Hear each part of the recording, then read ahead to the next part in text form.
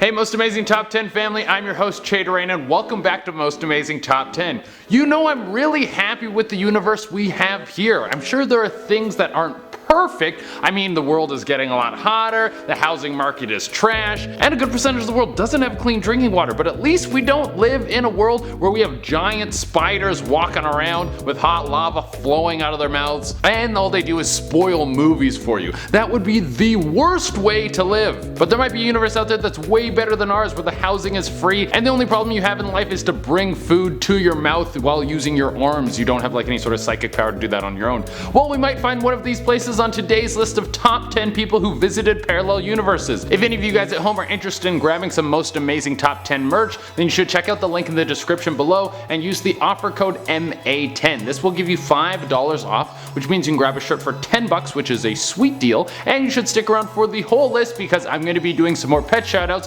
which you guys love so much. Remember, if you want me to shout out your pet, you can hit me up on Instagram, and without taking any longer, let's get into this list. At number 10 we have I Flew In From Torrid. Going to another universe sounds good, but you have no idea what's going to be on the other side. Maybe it's going to be really simple. Maybe it's a universe where everything is the same, but everyone's left-handed. Or maybe it's a reality where the Nazis won the war and O.J. Simpson leads a fighting force in America against the Nazi forces. Well, the man from Taured probably wished he stayed back in his universe. It was 1954, and a plane just landed in Tokyo. Everyone was getting off and everything seemed normal. But then one dude halted everything. Custom officials ran out and started investigating this one guy. He had all his documents, but he was from a country that didn't exist. It was a place called Torrid. The man in question said that it was a very real place and that he had flown from Torrid to Japan many times. At first glance, this guy seemed to be a whack job, but then the crazy thing was that all his paperwork was legitimate. He had official stamps on his passport to back all of his stories and claimed that the country of Torrid was squeezed right in between France and Spain. The custom officials in Japan were stumped, and I understand why. There isn't anything in the training manual about how to deal with interdimensional travel. So they escorted him to a hotel, and he was not allowed to leave until the problem was sorted out. Two guards stood outside of his door, and he was on the 15th floor, so there was no way for him to sneak out of the building. In the morning, the guards went in to take him out for more questioning, and the dude was gone. He disappeared like a fart in the wind, and that was the end of the story. I guess he didn't like how strict we were in our dimension. At number 9 we have The Beatles Ain't Dead. These were the claims of James Richard after he took a trip down Abbey Road and ended up in a parallel universe where the Beatles were still kicking. To start off, I have to say that James Richard is not this guy's real name. He uses a fake name so the powers that be won't find him. But his story goes like this. He says that him and his dog were going for a stroll through the Del Puerto Canyon in California, and then out of nowhere he fell through a hole in space and time. He woke up in another version of Earth.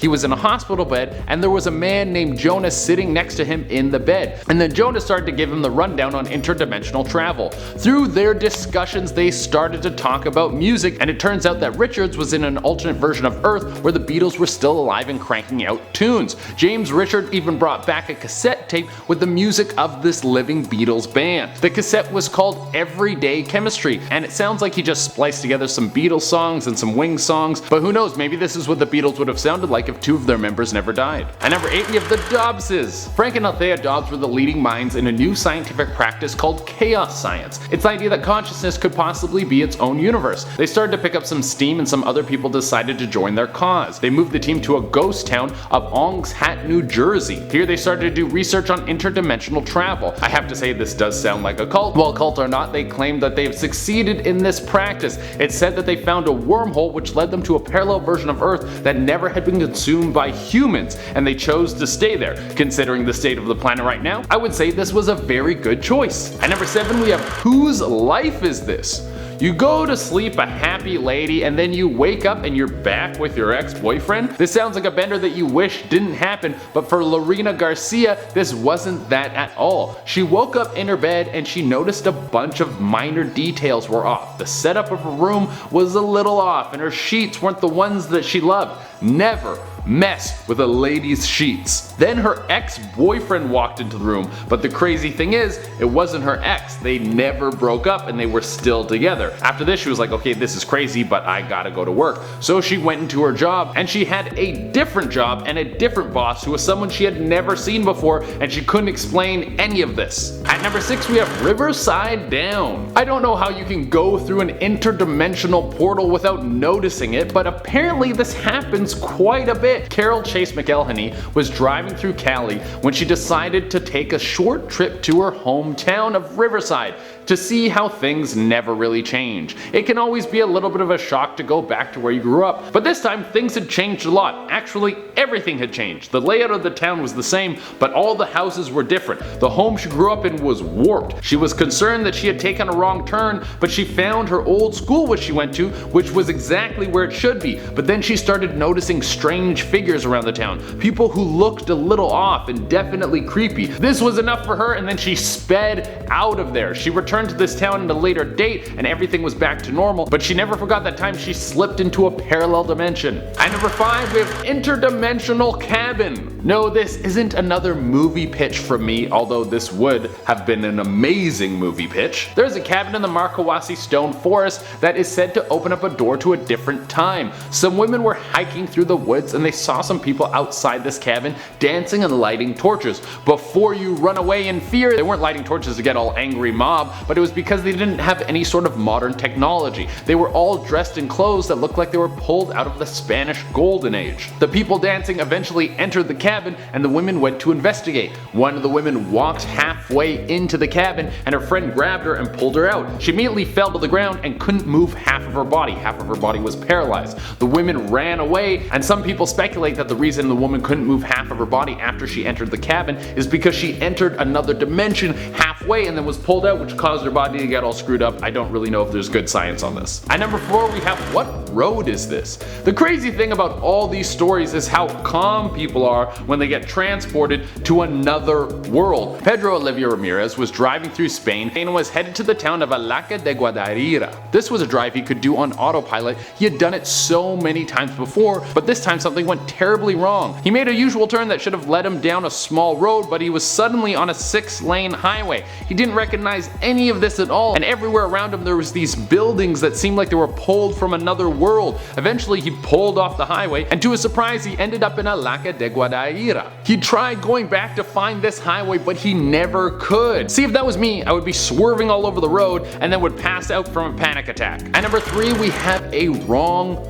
turn. When you go on a road trip, you probably want to go cross country, not cross dimensions. There were 4 girls driving through a desert in Nevada, and out of nowhere things started to get a little strange. They saw street signs that had an unknown language on them. They didn't have any sort of markings of any alphabet that any of them could recognize. So what's the best course of action when you end up in a strange neighborhood? Well, you ask for directions, you silly little goose. So they saw some dudes hanging out in what looked like to be a truck stop diner, and they drove up beside them to ask them where they were. But then things got strange. These guys started to freak out, and it didn't take long for the women to realize that these guys were humanoids, but definitely not human. So they hightailed it out of there. This is when they started to get followed by some oval-shaped vehicles. The girl driving slammed on the gas, and she must have pushed it up to 88 because then they were back in Nevada, and the oval pursuers had vanished. At number 2, we have the Children of Woolpit. This story is bonkers. We're going back to the 12th century. Everyone in the town of Woolpit was chilling and doing a bunch of farm stuff and just trying to survive. You know what it was like back then. Then 2 kids came walking into town. They had green skin and spoke a gibberish language. The people took these kids in because they're kids and they seemed like they were terrified. They fed them, but the kids would only eat beans. Then not long after this, the boy of the 2 died. But the girl lived on. She eventually learned how to speak English and told everyone that she was from another world, somewhere where the sun never rose and it was perpetually twilight. She said she was on her father's farm and heard a crash, and then she was in Woolpit. She never found out where she was from, but she did eventually settle down and start a family. And for the number 1 spot, we have Shadow of a Doubt. Interdimensional travel is apparently impossible because space-time bends matter and light, but because of this bending of light, there is a chance that we could see shadows from another dimension. This could have been what happened to a young woman who was living in Massachusetts. She said one night she saw a shadowy figure appear in her room out of her closet. The figure moved close to her and then was followed by another.